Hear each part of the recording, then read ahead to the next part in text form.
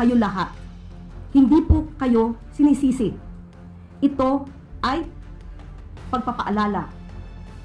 At sa mga dito po, kung meron po kayo nakikita mga inyong mga kasamahan na maaaring lumalabag sa alituntunin para sa mas magandang pagtuturo sa ating mga kabataan, ay kayo na po rin ang tumulong sa ating pamahalaan. At ito rin po ay makakatulong sa ating mga kabataan. Hindi po natin ito pwedeng hindi isiwalat. Kailangan din po malaman ng ibang mga magulang kung ano yung nangyayari sa ating mga paaralan.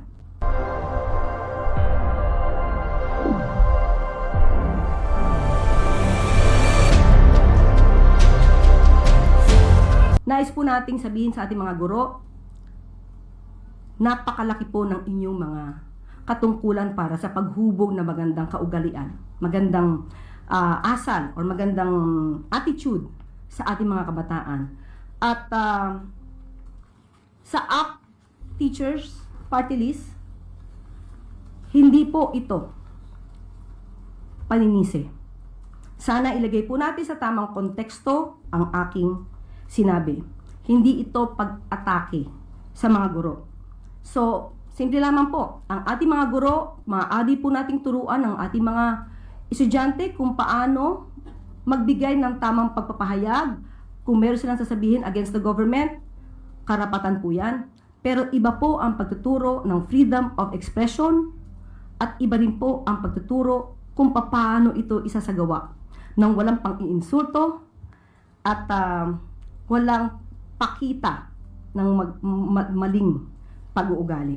So, kahit sino po ang ating maging presidente, ito pong aral nito ay dapat na manatili sa atin.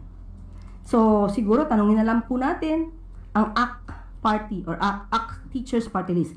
Sa ganitong naipakita natin na nangyari ng mga paglabag ng ibang mga guro, hindi po lahat hindi ko never kung sinabi na lahat.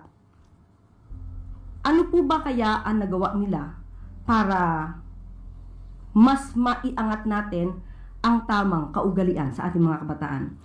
Tingnan po natin kung nakondena ba nila itong mga isang teacher, yung ibang mga teachers na nagsagawa ng ganitong pagtuturo ng maling asal sa ating mga estudyante. So muli, ang mga teachers po, iginagalang po natin yan. Malamang ay nagkaroon lamang po ng misinterpretation dahil yung nagpalabas ng opinion ay malino po agad. Dahil sinabi na sinisisi po natin ang mga guro. Hindi po kailanman natin sisisiyan ng mga guro.